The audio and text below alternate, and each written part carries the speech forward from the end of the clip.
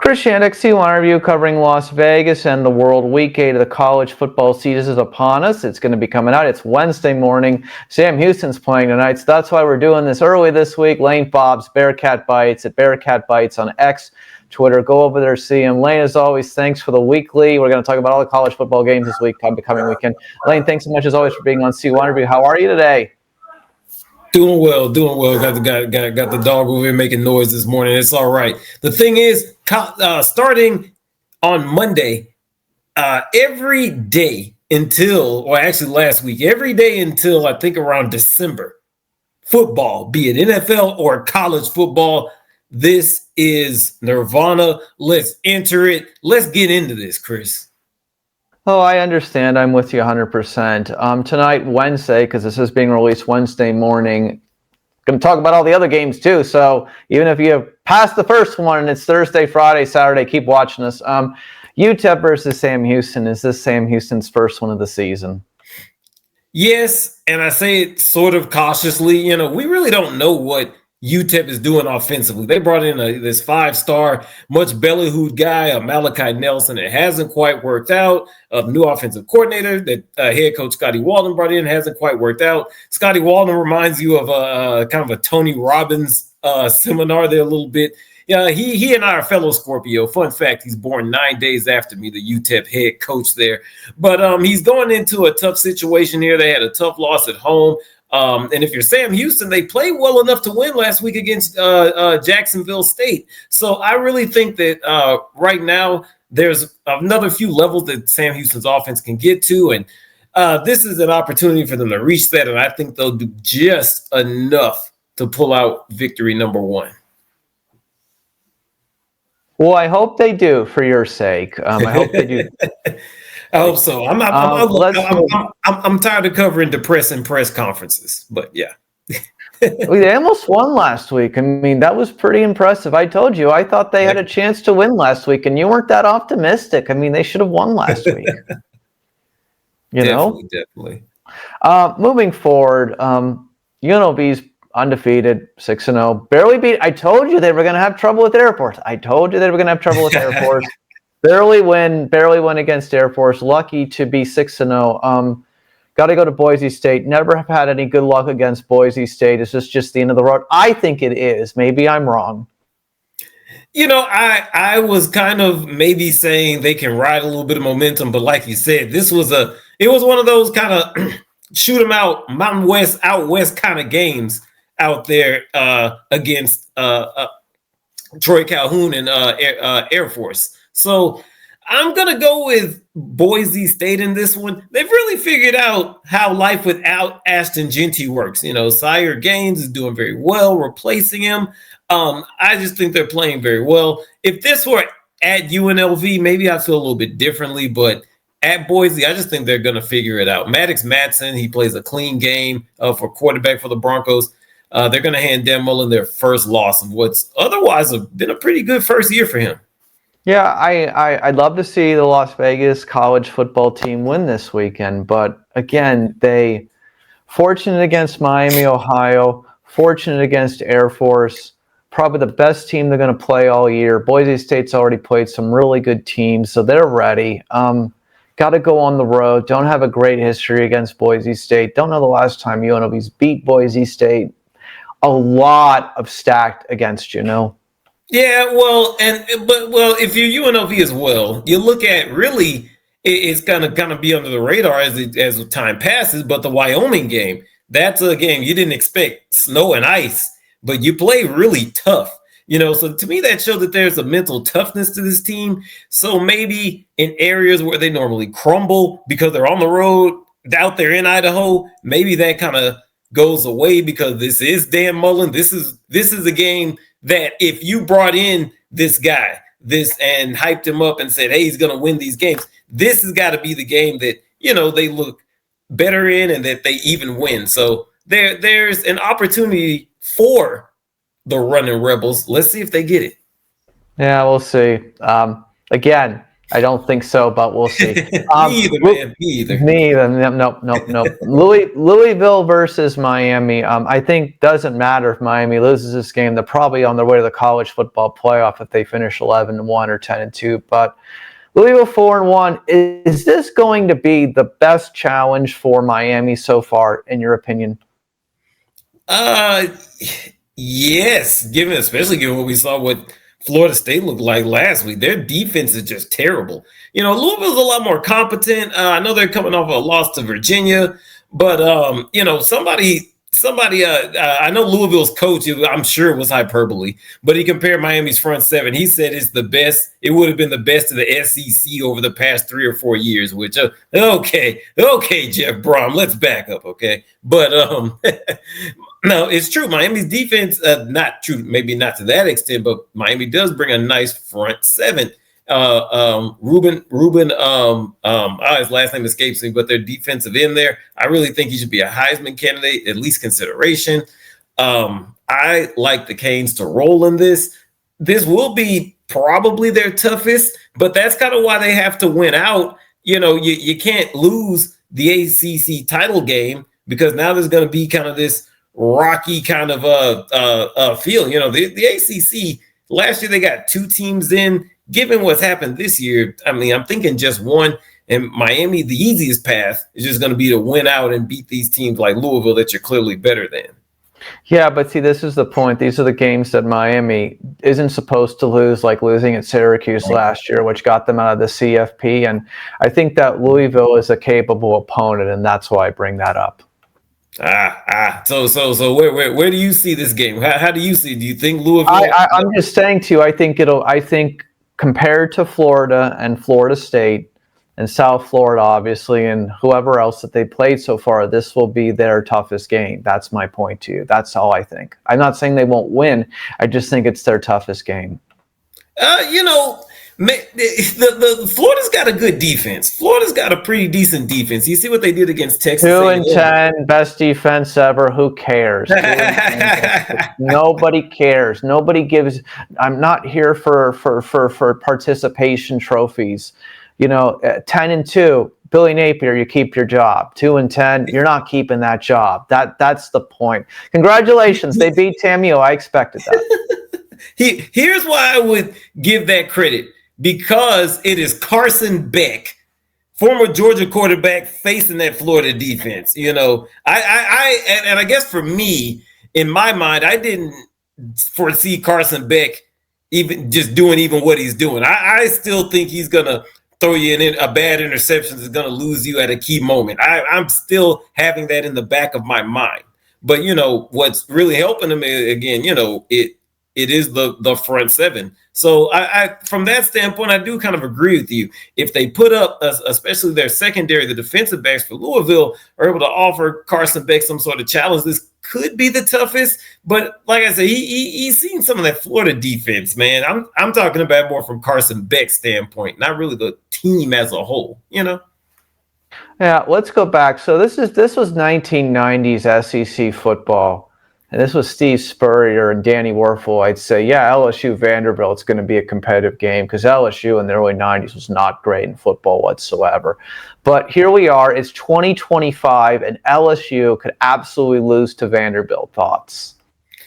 Yes, because we live in a world now where, Gary Nussmeier, the Nuss bus there for Brian Kelly and the Tigers, he was limping around a little bit as the offense struggled yet again last week. And Vanderbilt, they're going in there and thinking that, hey, we got this. Diego Pavia, he is not afraid of any of these guys, and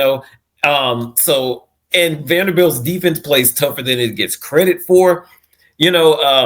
I will go out on a limb. Again, baseball playoffs still happening. I got to swing for the fences. Give me Vanderbilt.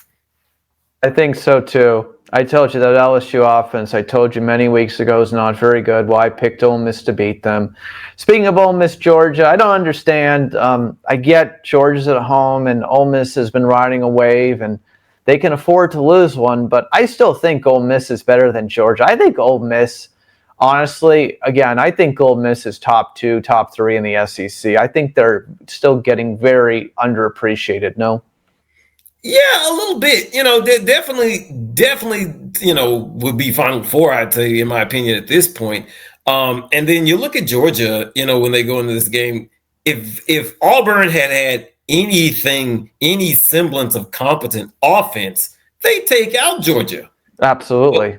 Exactly. So last week, and so this week, competent offense. They're writing stories now about the Fair State transfer that's playing for Ole Miss now. Trinidad Chambliss. There's a lot of synergy with the offensively there, and if their defense can just play well enough, which you got to bang up Gunnar Stockton. Now he's going to play. He's going to get out there and ball. There's a little bit of Josh Allen from the Buffalo Bills and Gunnar Stockton a little bit. So he's got some of the juice and the wiggle to make this kind of a close game to the end. But I'm going to believe with you that Ole Miss is at tops of the SEC. Maybe there's a little changing of the guard, at least for this year, and you're going to see it as Lane Kiffin wins this one. Yeah, a lot of people aren't picking Ole Miss this week. They want to be very sharp. But anyways, let's move along. Alabama versus Tennessee. I have no idea. I think either team could win. I think this is a coin flip game. No, I think this is pretty. I don't think you could pick a more 50% game than this one this week. No? Man, I'm going to zig where you zag.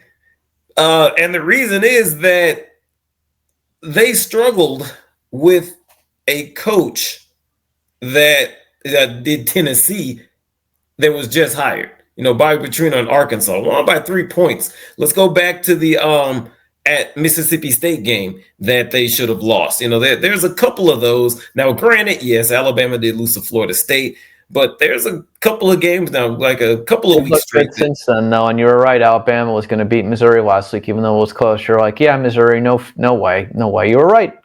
Yeah, and so it's one of those. I like Joey Aguilar a lot for Tennessee, but this is in Tuscaloosa. I think kind of it's awkwardly and slowly, but it's starting to pick up steam. Alabama's getting better every week. That's the whole point. Alabama's finally found themselves, and guess what? In a world where, listen, I forget if it was 1981 or 1985, so don't blame me on this one. But Miami lost to Florida 31-3 to begin the year, won every other game, and won the national title that year. So I see that in the same way with this Alabama-Florida State game. They didn't wake up for the first week of the year. They lost one game, but it's not going to define the rest of their season, and they're not letting it. And that's why, I think more likely Alabama beating Tennessee this week. But I'm saying, yeah, they're getting better every single week. Absolutely.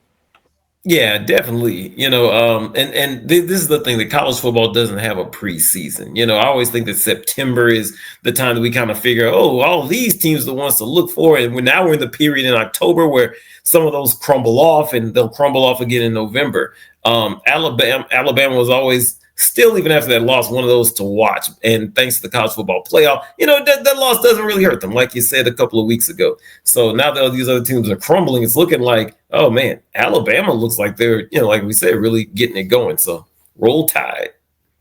Yeah, here's my response to you. We'll see. USC versus Notre Dame. Probably Notre Dame, right? USC's had a nice story, but this is probably where Notre Dame starts picking it up a little bit, no? Oh man, I have looked and thought about this one. I was really impressed with what the Trojans were able to do last week against Michigan, because they're a team kind of like what Notre Dame wants to do defensively. We can slow down your offense and things that you want to do, but they went to the running game and did pretty good after some injuries there too. Man. We have discussed, though, that Michigan, we believe, should not be ranked and should never have been ranked, and they're way overrated, and that was shown last week. No. Yeah, but it's still that kind of old school Big Ten type of attack that USC typically struggles with. I was just impressed. I had that as a loss. I didn't think they were going to win that game. It was more the fact that when Michigan slows down the game, USC figured out a counter to that punch.